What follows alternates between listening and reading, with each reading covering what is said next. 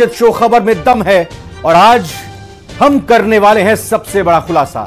मैं रविंद्र सिंह आपके साथ। जी हां, एसएमएस अस्पताल में ब्लड बदलने के बाद हुई सचिन की मौत को लेकर हम आज आपको एक एक लापरवाही बताएंगे। कब, कैसे और कौन इस लापरवाही का जिम्मेदार है। इसके साथ ही दिखाएंगे आपको प्रदेश में चल रहे सबसे बड़े धर्मांतरण की सबसे बड़ी जिहादी फौज के बारे में भी। वहीं आपको दिखाएंगे कैसे कैशियर की हिम्मत ने लुटेरों को पस्त कर दिया। तो बने रहिए हमारे साथ। शुरू करते हैं, खबर में दम है।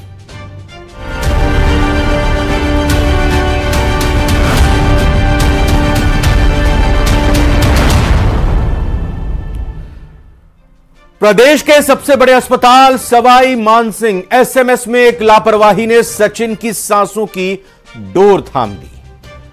सचिन की मौत के बाद दोषी डॉक्टर्स पर कार्रवाई की गई और अब कार्रवाई के विरोध में डॉक्टर्स प्रदर्शन करने लगे। आखिरकार सचिन के परिवार को इंसाफ कैसे मिलेगा? हम आज सचिन की मौत के मामले में सबसे बड़ा खुलासा करने जा रहे हैं, जो सच में काफी हैरान कर देने वाला है। आइए देखते हैं।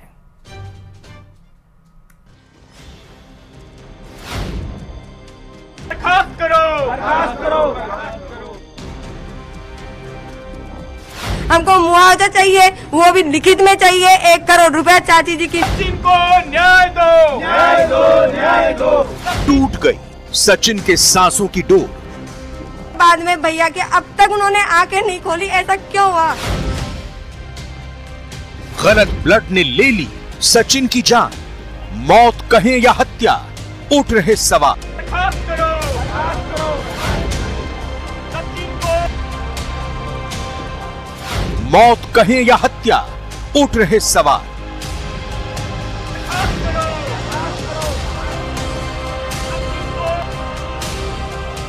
आखिर कब मिलेगा सचिन को इंसाफ?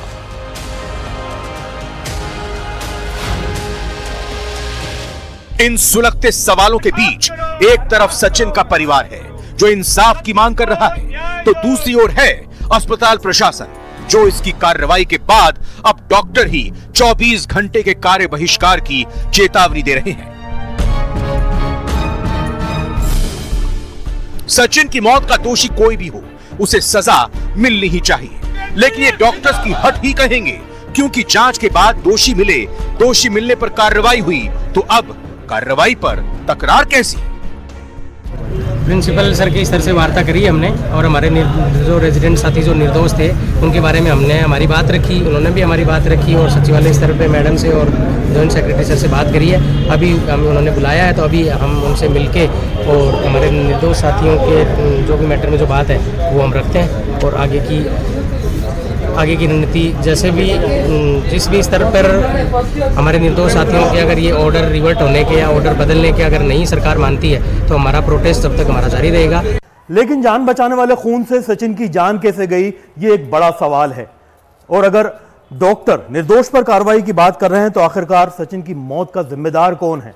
क्योंकि इनकी गलती की वजह से एक परिवार ने अपने इकलौते चिराग को हमेशा के लिए खो दिया है। इन सब सवालों के बीच हम सिलसिलेवार तरीके से बताते हैं कि आखिर सचिन की मौत हुई कैसे। एक्सीडेंट में घायल होने पर सचिन भर्ती हुआ, उसे O पॉजिटिव की जगह AB पॉजिटिव ब्लड चढ़ा दिया। एक बार नहीं 4 बार गलत ब्लड चढ़ाया गया। सचिन की दोनों किडनियां खराब हो गई। कई प्रयासों के बाद भी उसकी मौत हो गई। 10 दिन तक आईसीयू में जिंदगी की जंग लड़ी। सचिन की मौत से परिजन इस कदर टूट गए हैं कि अपना दर्द भी बयान नहीं कर पा रहे। इस मामले में चिकित्सा मंत्री ने एक डॉक्टर, 2 रेजिडेंट को, एपीओ और एक नर्सिंग स्टाफ को सस्पेंड किया है। इतना ही नहीं, जांच कमेटी ने रिपोर्ट में यह भी माना है कि सचिन का ब्लड ग्रुप O पॉजिटिव था। दरअसल एक वार्ड बॉय ने सचिन के परिजनों को ब्लड बैंक से AB पॉजिटिव का ब्लड लाने के लिए कहा था। इसके लिए जो वार्ड बॉय ने सैंपल दिया था, उस सैंपल के अंदर मरीज का नाम, रजिस्ट्रेशन नंबर और ब्लड ग्रुप की जानकारी जैसी तमाम चीजें शामिल थी। इसके बाद में परिजनों ने बाकायदा ब्लड बैंक से AB पॉजिटिव का ब्लड और प्लाज्मा लाकर के स्टाफ को दे दिया। इसके बाद में स्टाफ ने 7 दिन में 4 बार ऐसा कर सचिन को गलत ब्लड चढ़ाया। गलत ब्लड ग्रुप चढ़ाने का खुलासा तब हुआ जब घाव की दोबारा प्लास्टिक सर्जरी और हड्डी के ऑपरेशन के दौरान ब्लड चढ़ाने की जरूरत पड़ी। एसएमएस अस्पताल के ब्लड बैंक में सचिन के सैंपल की क्रॉस मैचिंग हुई तो उसका ब्लड ग्रुप O पॉजिटिव आया, लेकिन तब तक सचिन की दोनों किडनियां खराब हो चुकी थी और 10 दिन बाद सचिन की मौत हो गई। ब्लड सैंपल नर्सिंग स्टाफ ने नहीं, वार्ड बॉय ने लिया। ट्रॉमा सेंटर में ब्लड ग्रुप की ठीक से मैचिंग नहीं की। मैन्युअली क्रॉस मैचिंग में ग्रुप क्लियर ही नहीं हुआ था। ब्लड बैंक ने भी खुद ग्रुप की क्रॉस जांच नहीं की थी। जारी ब्लड बैंक पर किसी भी डॉक्टर के साइन नहीं थे। ब्लड मिलने के बाद फिर से मिलान नहीं किया गया।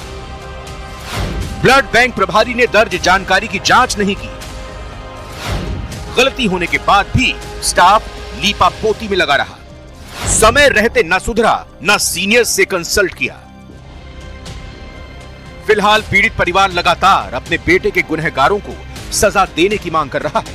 सामाजिक संगठनों ने भी सचिन के परिवार को मुआवजा दिलाने के लिए विरोध प्रदर्शन किया। साथ ही एसएमएस मेडिकल कॉलेज प्रशासन से मुलाकात कर 1 करोड़ का मुआवजा, परिवार के एक सदस्य को नौकरी और बहन की शादी का खर्च उठाने की मांग की है।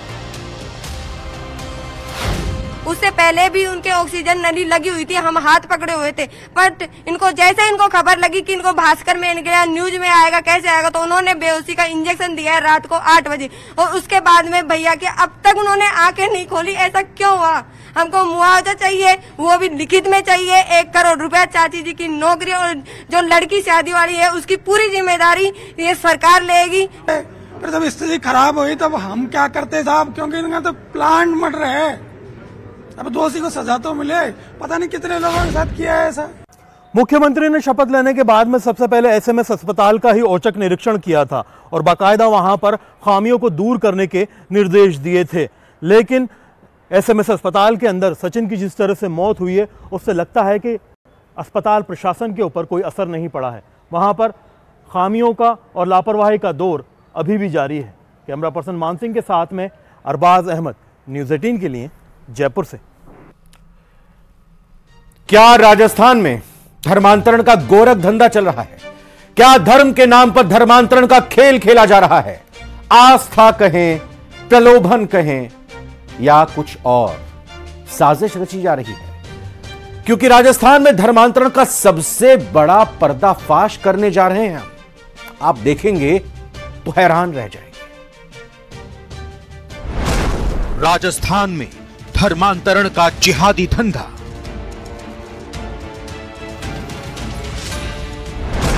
आस्था, प्रलोभन या कुछ और ही है खेल?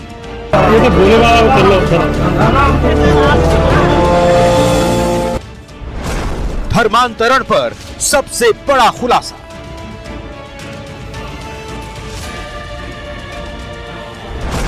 पैसा, नौकरी, लालच, धर्मांतरण का सच। जी हां, राजस्थान में धर्मांतरण का जिहादी धंधा चल रहा है। धर्म के नाम पर धर्मांतरण का खेल खेला जा रहा है। आस्था कहें, प्रलोभन कहें या कुछ और ही गहरी साजिश रची जा रही है। क्योंकि राजस्थान में अलग अलग धर्म में धर्मांतरण को सबसे बड़े स्तर पर अंजाम दिया जा रहा है और ये 3 तस्वीरें इसकी सबसे बड़ी गवाह हैं। भरतपुर धर्मांतरण गैंग किस तरीके से पैर पसार चुका है, 20,000 का आंकड़ा इसका सबसे बड़ा सबूत है। ईसाई धर्म के लोग सत्संग के जरिए हिंदू धर्म के लोगों का धर्म परिवर्तन करा रहे थे। 1 फरवरी को चिकसाना इलाके के पीपला गांव में धर्म परिवर्तन के लिए एक होटल में सभा का ही आयोजन कर दिया गया था। अब तक की जांच में खुलासा हो चुका है कि करीब 20,000 लोगों का धर्म परिवर्तन हो चुका है। अजय नाम के एक शख्स के घर धर्म परिवर्तन का गोरख धंधा चल रहा था। 3 लोगों को धर्म परिवर्तन के सर्टिफिकेट दिए भी जा चुके थे। लेकिन इस बीच जैसे ही लोगों को धर्मांतरण गैंग की जानकारी मिली, सब के सब उस घर की तरफ दौड़ पड़े। मामले का खुलासा विश्व हिंदू परिषद के जिला अध्यक्ष ने मौके पर पहुंचकर किया, जहां से पैसों के हिसाब किताब और कई सारे सर्टिफिकेट्स बरामद हुए हैं। खुलासा हुआ कि धर्म परिवर्तन के लिए दलाल को 10,000 रुपए दिए जाते थे और यह काम पिछले 3 साल से चल रहा था, लेकिन किसी को कानो कान भनक तक नहीं लगी। इस गैंग का सरगना विजेंद्र सिंह नाम का शख्स है, जो कार्यक्रम के हिसाब से पैसे तय करता था और इसके लिए पूरी फंडिंग चंडीगढ़ से की जाती थी।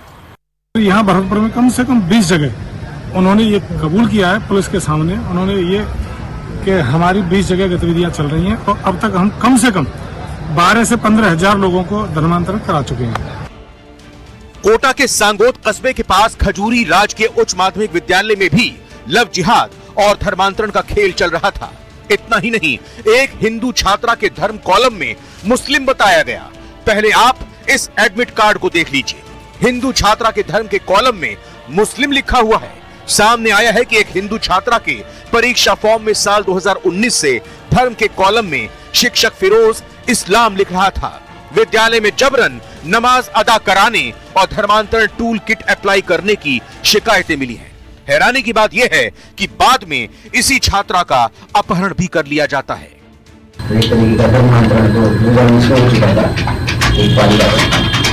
कांग्रेस सरकार होने के कारण बार-बार अभिभावक बच्चे उनका सामने आए हैं, निश्चित रूप से कार्रवाई हुई है। प्रकरण सामने आते ही शिक्षा मंत्री मदन दिलावर की सख्त प्रतिक्रिया भी सामने आई है। शिक्षा मंत्री ने कहा है कि पूरे मामले में बर्खास्तगी से भी सख्त एक्शन होगा। सीनियर सेकेंडरी स्कूल की एक बालिका की टीसी में उसका नाम हिंदू होने के बावजूद भी इस्लाम लिख दिया गया। वहां धर्मांतरण का षड्यंत्र हो रहा है, वहां लव जिहाद का षड्यंत्र चल रहा है और हिंदू लड़कियों को जबरदस्ती नमाज पढ़ाई जा रही है, ऐसा ध्यान में आया है। जो ही मेरे ध्यान में आया, मैंने तीन शिक्षकों के खिलाफ कठोर कार्रवाई करने का मन बनाया है और इसी के संदर्भ में मैंने 2 अध्यापकों को तो निलंबित कर दिया है। अब ये तस्वीर में एक बेबस पिता है जिनका दर्द आपको शायद सुनाई ना दे, लेकिन दिखाई जरूर दे जाएगा। इस पिता ने अपने बेटे को खोया है। ये कहानी दर्दनाक है और पिता के आरोप इतने गंभीर हैं कि शासन और प्रशासन दोनों ही हिल गए हैं। इस बुजुर्ग का बेटा एयरफोर्स का जवान था, लेकिन उसने आत्महत्या कर ली। लेकिन इसके पीछे गहरा षड्यंत्र था, क्योंकि पिता के आरोप ऐसे थे जिसे सुनकर आप भी हैरान रह जाओगे, क्योंकि पूरा मामला ब्लैकमेलिंग और जबरन धर्मांतरण का है। बुजुर्ग ने मकराना थाने के पुलिसकर्मी मोहम्मद सईद और उसके बेटे और पुत्रवधू पर आत्महत्या के लिए उकसाने और धर्म परिवर्तन के लिए दबाव बनाने का आरोप लगाया है। पिता का कहना है कि जवान पर 19 फरवरी को रेप का केस दर्ज करवाया गया और 20 फरवरी को जवान ने आत्महत्या कर ली। लेकिन बड़ा सवाल है कि धर्मांतरण का धंधा खत्म कैसे होगा। दूसरा बड़ा सवाल यह है कि इस साजिश में और कितने लोग शामिल हैं। Bureau report, news 18 Rajasthan. Jaipur के झोटवाड़ा इलाके में लूट की कोशिश करने वाले दोनों लुटेरों को, आरोपियों को गिरफ्तार कर लिया गया। एक आरोपी को मौके पर जुटी भीड़ ने पकड़ा, जबकि दूसरे आरोपी को पुलिस ने कुछ ही घंटों के बाद गिरफ्तार कर लिया।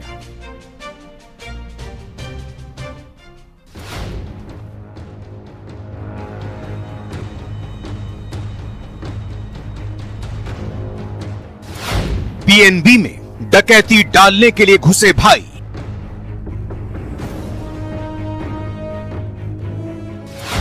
कैशियर को मारी ताबड़तोड़ 3 गोलियां।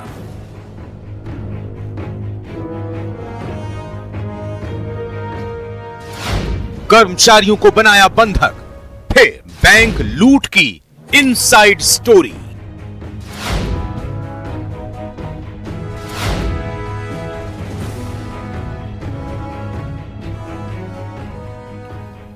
शुक्रवार सुबह जयपुर के झोटवाड़ा के पंजाब नेशनल बैंक में नकाबपोश 2 बदमाश लूट के इरादे से घुसे। पिस्तौल के दम पर वहां मौजूद बैंक कर्मचारियों को बंधक बनाया, डराने की कोशिश की। इस बीच विरोध करने पर कैशियर नरेंद्र सिंह शेखावत को ताबड़तोड़ गोलियों से भून दिया। जयपुर की इस बैंक में हुई लूट की कोशिश को वहां के कैशियर की हिम्मत ने नाकाम कर दिया। कैशियर को 3 गोलियां लगी हैं, लेकिन उनकी हिम्मत के आगे आरोपी बेबस हो गए। ठीक मेरे पीछे पंजाब नेशनल बैंक के झोटवाड़ा ब्रांच के अंदर सुबह करीब 10 बजे डकैती की यहाँ पर जो घटना है वो सामने यहाँ पर आई है। 2 नकाबपोश डकैत बताए जा रहे हैं कि इस बैंक के अंदर यहाँ पर लूट के मकसद से अंदर घुसते हैं। जो कैशियर है नरेंद्र सिंह, उसको यहाँ पर गोली मारते हैं। बैंक लूटने के लिए बदमाश 3 महीने से रेकी कर रहे थे।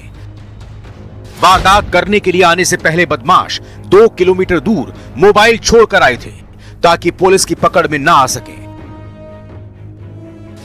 बदमाश भरत सिंह जयपुर में 3 साल से अलग अलग जगह पर किराए पर रहता था। पूरी प्लानिंग भरत सिंह मीणा ने ही की थी। बैंक ओपन होने के 10 मिनट बाद करीब 9:40 पर हाथों में दस्ताने और मुंह पर मास्क लगाए 2 लड़के आए। बैंक का माहौल देखने के लिए एक बदमाश अंदर चला गया, दूसरा उसके इशारे के इंतजार में बैंक परिसर में लगे एटीएम बूथ में खड़ा होकर बाहर निगरानी करने लगा।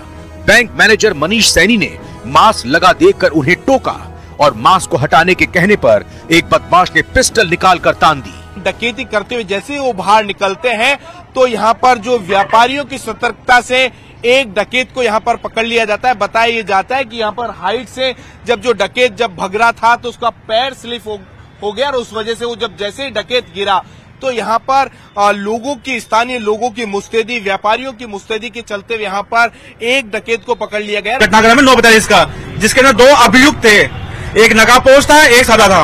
वो 2 अंदर गए, अंदर फायरिंग हुई है। एक जो बंदा था उसने फायरिंग करी है, नंद सिंह शेखावत, जिनके ऊपर फायरिंग हुई है, वो कैशियर थे, वो वहीं गिर पड़े, वो यहीं गिर पड़े। जो दूसरा अभियुक्त था वो भग के आया, वो एक तो भगने सफल हुआ जिसके पांव में चोट लगी है और दूसरा था उसको यहाँ पर सीढ़ियों से गिरते टाइम वो गिर गया, समझ नहीं पाया अपने आप को।